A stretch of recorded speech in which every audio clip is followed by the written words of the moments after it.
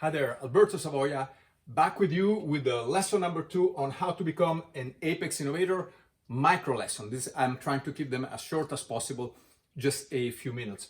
Lesson number 2 is about Pareto and SuperPareto. What the heck do I mean by that?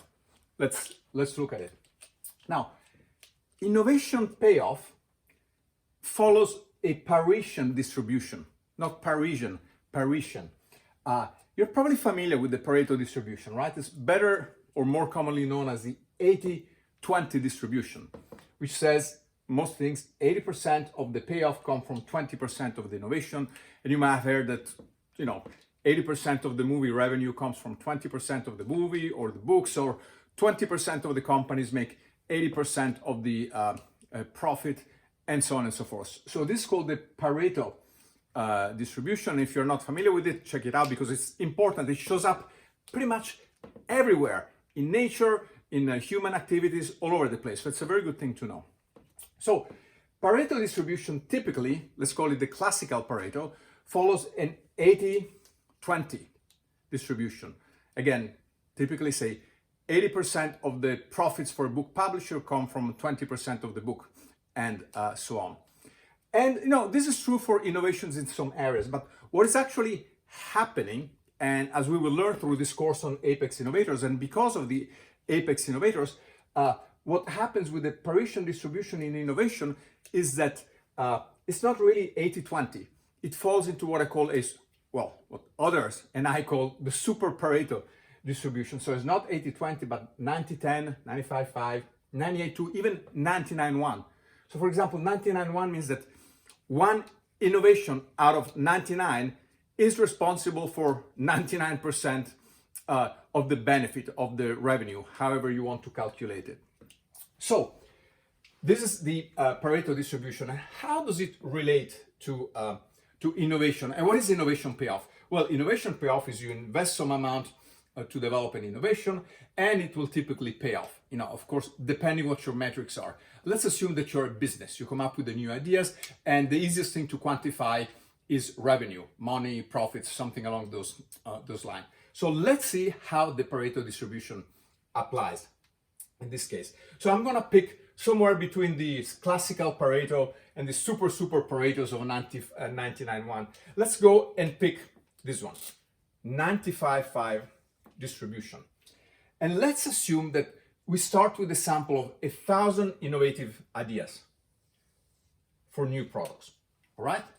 And we follow what happens to these thousands innovative ideas as they're developed and launched, etc., etc.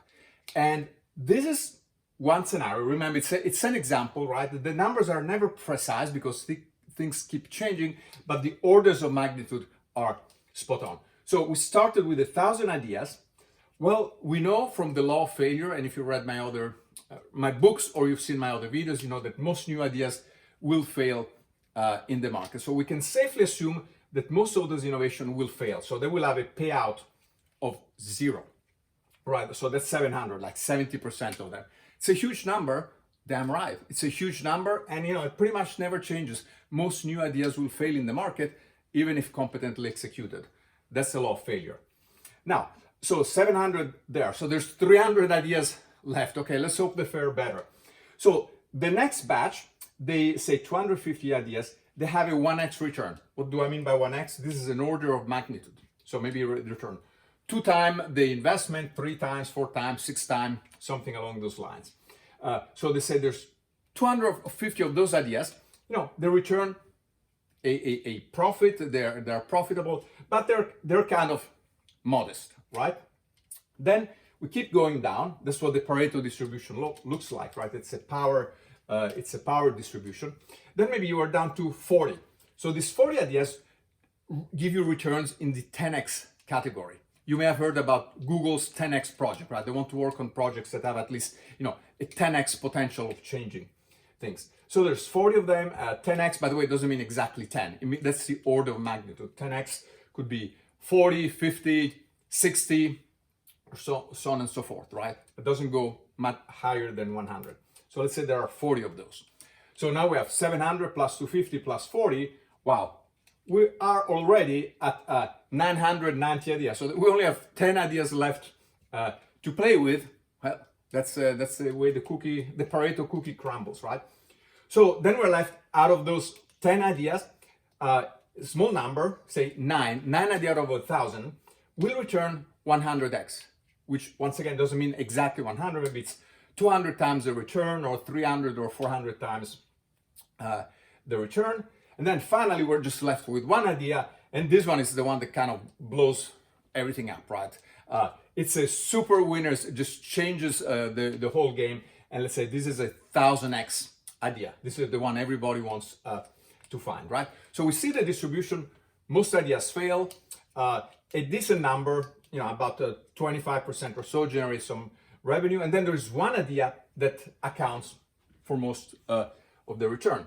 So here, remember, we have 1,000 ideas, and then just to make the math, the numbers work, so I can convey the idea. Let's say this one idea that had a 1000x return generated $600 million.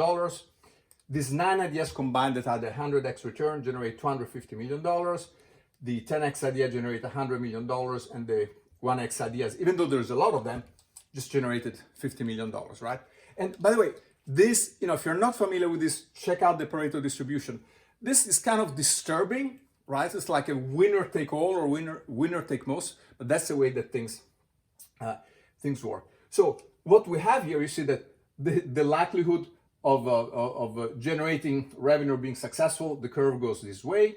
But if you're successful, if you're toward this end, it becomes very rare. But when you hit here, or in this category, your returns are off the chart. So I'm eager, I really want to go to the next point, because you're asking, okay, well, so what? How does it apply to me to becoming an Apex Innovator? But I first want you to digest this, and I will come back. So I will clean my whiteboard, which is already in need of a good cleaning, and I will explain so what and why this applies to Apex Innovation in my next video, which should come up, in a few days or so. And so just don't miss it.